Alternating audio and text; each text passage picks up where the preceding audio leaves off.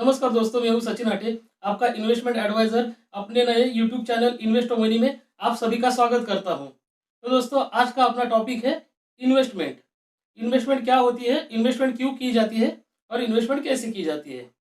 तो दोस्तों, अपने सपने तो बहुत बड़े बड़े होते हैं। अपने पास गाड़ी हो, बंगला हो, बहुत जायदाद हो, ये तो सपने हर कोई देखता है, मगर उसको पूरा कर पाते हैं। तो दोस्तों, अपने पास बहुत बड़ी जिम्मेदारी रहती है, जैसे कि बच्चों की पढ़ाई, घर के खर्चे, रिटायरमेंट प्लानिंग।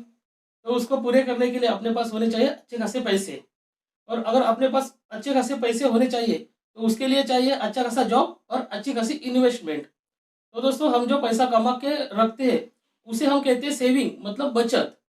और उस पैसे को जब हम खर्चे करते हैं या किसी चीज़ को लेने के लिए यूज़ करते हैं उसे हम कहते हैं खर्चा।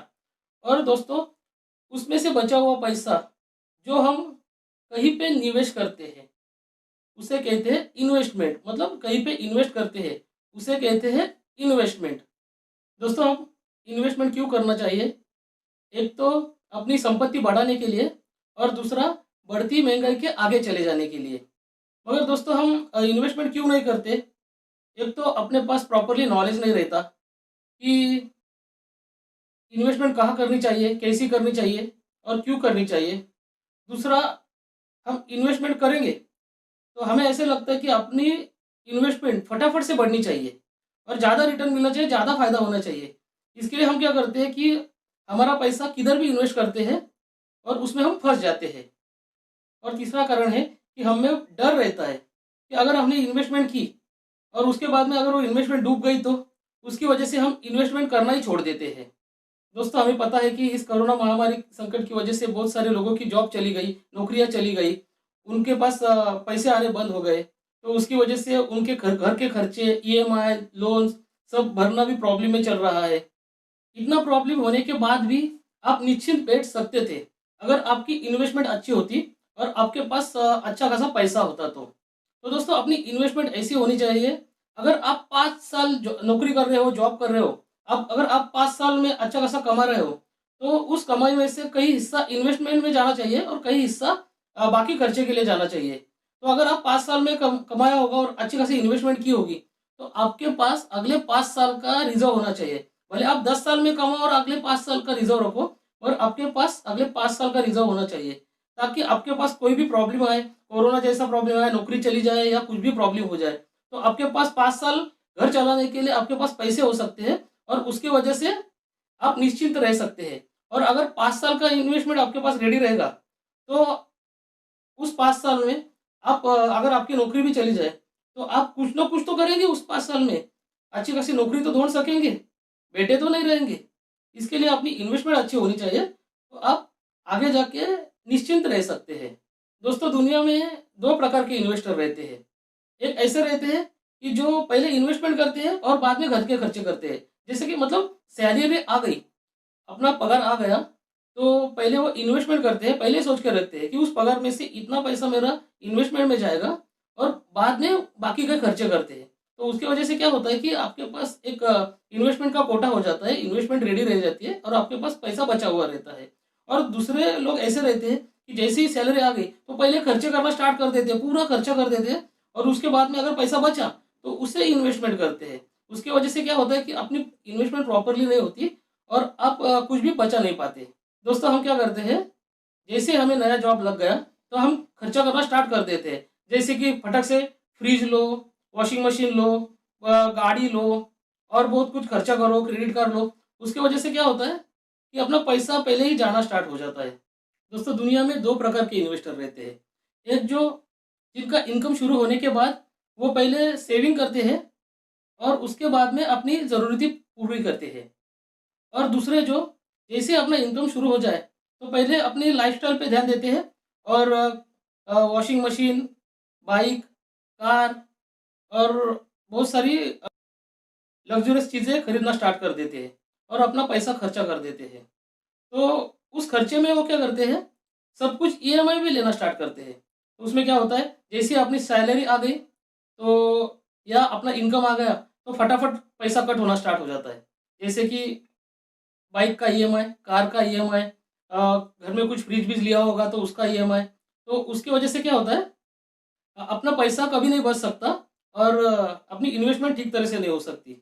मगर स्मार्ट इन्वेस्टर क्या करते हैं, पहले इन्वेस्टमेंट करते हैं तो उनके पास अच्छा खासा पैसा बचना स्टार्ट होता है। अब दोस्तों हम क्या करते हैं, सब कुछ लोन पे ले लेते हैं और बाद में हम इन्वेस्टमेंट करते हैं। दोस्तों हम बहुत बड़ी गलती क्या करते हैं कि हम हर चीज़ें ईएमआई पे लेते हैं।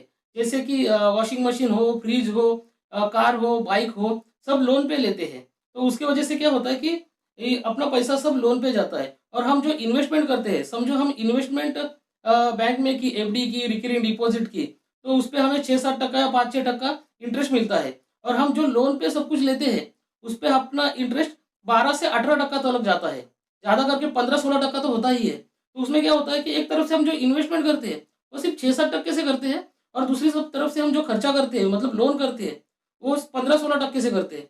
तो क्या होता है कि अपने इन्वेस्टमेंट के अगेंस्ट में अपना रिटर्न बहुत कम रहता है। उसकी वजह से हम वैसे ही अपने इन्वेस्टमेंट पे लॉस में जाते रहते हैं।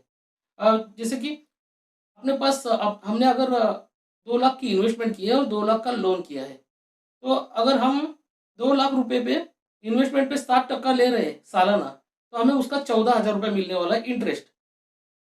और अगर हमने 2 लाख रुपए का कुछ खरीदा होगा लोन पे, जैसे कि बाइक हो या दूसरा कुछ हो, फ्रिज हो, सबका मिला के अगर 2 लाख रुपए का हमने कुछ खरीदा होगा, तो उस पर हम इंटरेस्ट दे रहे हैं 15%। मतलब हम बचा रहे हैं 2 लाख रुपए इन्वेस्टमेंट में और 2 लाख रुपया खर्चा भी कर चुके हो रहते हैं। तो क्या होता है कि अपने पास एक्चुअल अपना वर्थ कुछ भी नहीं बचता। 2 लाख रुपया है भी और 2 लाख रुपया देना भी है। और उसमें क्या होता है कि जो 2 लाख रुपया है उस पे हमें 7% से सालाना 14,000 रुपये मिल रहे हैं और जो 2 लाख रुपया देना है उस पे 15% से सालाना हमें 30,000 रुपये देना है। मतलब हम वैसे ही 16,000 रुपये और हर साल लॉस में है। उसके वजह से कॉमन इन्वेस्टर कभी भी कुछ कमा नहीं पाता। तो दोस्तों हमने क्या करना चाहिए, पहले इन्वेस्टमेंट करना चाहिए और एक जगह पे नहीं, हर एक जगह पे।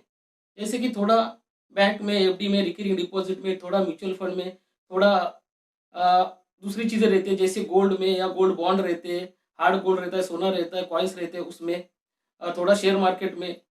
तो दोस्तों अपना इन्वेस्टमेंट अच्छी तरह से हो सकता है, उस पे हमें रिटर्न भी अच्छा मिल सकता है। और अगर उसके बाद में अगर हमने सोचा अपना रिटर्न मिलने के बाद, अपनी इन्वेस्टमेंट अच्छी होने के बाद अगर हमने कुछ खरीदा, तो हमें उसके ऊपर इंटरेस्ट देने की ज़रूरत नहीं, क्योंकि हम अपने ही पैसे से कुछ खरीदेंगे और इस्तेमाल करेंगे। तो उसकी वजह से क्या होगा कि अपने पास अच्छा खासा वर्थ बनेगा, अपनी इन्वेस्टमेंट बनेगी और अपने भविष्य के खर्चे भी हम ठीक तरह से कर पाएँगे। दोस्तों हम जो इन्वेस्टमेंट करते हैं उसको हम इन्फ्लेशन से बीट करना चाहिए। मतलब अपनी इन्वेस्टमेंट का रिटर्न इन्फ्लेशन के रेट के आगे चला जाना चाहिए। जैसे कि अगर इन्फ्लेशन होगा 7%, 7% का इन्फ्लेशन होगा, तो हमें आने वाला रिटर्न, अपने इन्वेस्टमेंट पे आने वाला रिटर्न 7% के ऊपर, 7% के ऊपर होना चाहिए। मतलब 8, 9, 10%, 12, 13, 14, 15% होना चाहिए।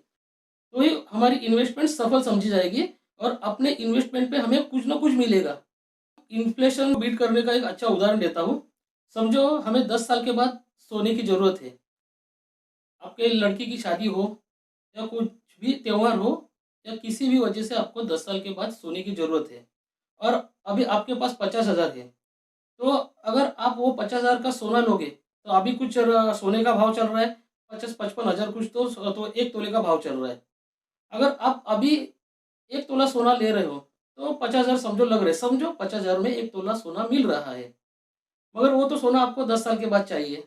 तो अभी लेके तो कुछ फ़ायदा नहीं, अभी लेके लेके रखोगे तो चोरी होने का डर भी रह सकता है। तो समझो आपने अगर वो 50,000 कहीं इन्वेस्ट किए, जैसे कि एफडी की या शेयर मार्केट में इन्वेस्ट किया, म्यूचुअल फंड में इन्वेस्ट किया या दूसरे किसी भी स्कीम में इन्वेस्ट किए। तो अगर अभी जो 50,000 सोने का भाव चल रहा है तोले का, 10 साल के बाद अगर वो भाव 1 लाख रुपए हो जाता है तोला और आपने जो इन्वेस्टमेंट की है उसका 50,000 का इन्वेस्टमेंट पे आने वाला रिटर्न मिला के अगर उसकी रकम 10 साल के बाद 1,10,000 हो जाती है, तो 10 साल के बाद आपको 1 तोले के ऊपर 10,000 रुपये का एक्स्ट्रा सोना मिल सकता है। तो इसी को कहते हैं इन्फ्लेशन को बीट करना। दोस्तों अब हम इन्वेस्टमेंट के कुछ एग्जाम्पल देखते हैं। समझो आपके पास 5 लाख रुपए है और आपको 20 साल के लिए इन्वेस्ट करने हैं। अगर वो 5 लाख रुपए आप फिक्स डिपॉजिट में बैंक में इन्वेस्ट करते हो, वो 5 लाख रुपए 7% के इंटरेस्ट के हिसाब से आपके 20 साल के बाद 19 लाख रुपए हो सकते हैं। वैसे तो बैंक में अभी 5-6% 5-6% ही इंटरेस्ट मिलता है, मगर जो पास्ट परफॉर्मेंस था बैंक का, उसमें आपको 7% मिलते थे। अगर आगे भी अगर आपको 7% मिलते हैं बैंक में फिक्स डिपॉजिट पे, तो आपके 5 लाख रुपया 19 लाख रुपया 20 साल के बाद बन सकते हैं। अगर वही 5 लाख रुपया आप अगर गोल्ड में इन्वेस्ट करते हो, सोने में इन्वेस्ट करते हो, तो सोने का पास्ट परफॉर्मेंस कहता है, लॉन्ग टर्म के लिए पास्ट परफॉर्मेंस कहता है 12% के हिसाब से, 12% के हिसाब से उसका सोने के वैल्यू का एप्रिसिएशन मतलब वैल्यू बढ़ चुकी है। तो अगर आप सोने में इन्वेस्ट करते हो 20 साल के लिए और अगर आपको 12% उसका रिटर्न बन जाता है सालाना, तो आपके 5 लाख रुपए 20 साल के बाद लगभग 48 लाख रुपीज बन जाते हैं। और अगर वही पैसा अगर 5 लाख रुपए आप शेयर मार्केट या म्यूचुअल फंड में इन्वेस्ट करते हो, अगर अच्छे म्यूचुअल फंड में अगर आप इन्वेस्ट करते हो या अच्छे शेयर्स में इन्वेस्ट करते हो और उसका प्रॉपर नॉलेज लेते हो और ठीक तरह से इन्वेस्टमेंट करते हो, तो आपको 15-20% से लेके 20% से लेके 30-40% आपको सालाना मिल सकता है। मगर उसके लिए आपको प्रॉपर नॉलेज होना चाहिए, आपकी स्टडी होनी चाहिए और उसके बाद ही आप शेयर मार्केट में या म्यूचुअल फंड में इन्वेस्टमेंट करना चाहिए। तो आपको अगर कम से कम 20% सालाना रिटर्न मिलेगा, तो आपके 5 लाख रुपए 20 साल के बाद लगभग 1 करोड़ 91 लाख रुपीज हो सकते हैं। अगर दोस्तों आप लमसम में 5 लाख रुपए इन्वेस्ट नहीं कर सकते, मगर आपके पास ठीक तरह से सैलरी है और आप महीने को 5,000 रुपया इन्वेस्ट कर सकते हैं किसी भी इन्वेस्टमेंट में, तो अगर आप बैंक में 5,000 रुपया महीना इन्वेस्ट करते हो, तो उसे कहते हैं रिकरिंग डिपॉजिट। और अगर रिकरिंग डिपॉजिट में अगर आप इन्वेस्ट करते हो 20 साल के लिए, तो वैसे रिकरिंग डिपॉजिट को 6% इंटरेस्ट रहता है, तो 20 साल के बाद आपके हाथ में 23 लाख रुपीज आ सकते हैं। और वही इन्वेस्टमेंट अगर 5,000 रुपया महीने का अगर आप गोल्ड में करते हो, सोने में करते हो, सोने का रिटर्न तो लॉन्ग टर्म के लिए 12% होता है। तो आपके 5,000 रुपया मंथली गोल्ड में इन्वेस्ट करके 20 साल के बाद आपके हाथ में 50 लाख रुपए आ सकते हैं। अगर वही 5,000 रुपया महीने का अगर शेयर मार्केट या म्यूचुअल फंड में इन्वेस्ट करते हो, तो आपके पास आपके हाथ में 20 साल के बाद लगभग 1 करोड़ 55 लाख रुपए आ सकता है। मगर शेयर मार्केट और म्यूचुअल फंड ये बाजार के जोखिम के अधीन रहती है। उसके लिए आपके पास शेयर मार्केट का, म्यूचुअल फंड का अच्छा प्रॉपर नॉलेज होना चाहिए और आपने अपना पैसा शेयर मार्केट और म्यूचुअल फंड में ठीक तरह से मैनेज करना चाहिए। क्योंकि शेयर मार्केट में और म्यूचुअल फंड में इन्वेस्ट करना ये बाजार के जोखिम के अधीन रहते हैं, मगर अगर लॉन्ग टर्म का सोच के अगर आप ठीक तरह से इन्वेस्टमेंट करते हो, तो आपका रिटर्न अच्छा हो सकता है। तो दोस्तों आज हमने क्या सीखा कि इन्वेस्टमेंट क्या होती है, इन्वेस्टमेंट क्यों करनी चाहिए और इन्वेस्टमेंट के एग्जाम्पल क्या क्या होते हैं। तो दोस्तों आपको ये वीडियो अच्छी लगी होगी, तो अपने वीडियो को लाइक करना, कमेंट करना, शेयर करना और अपने invest of money YouTube channel को सब्सक्राइब करना, बेल आइकन को भी क्लिक करना, ताकि आने वाले नए नए वीडियो के आपको नोटिफिकेशन मिले। तो दोस्तों तब तक के लिए मैं सचिन अटे आपसे विदा लेता हूँ। धन्यवाद।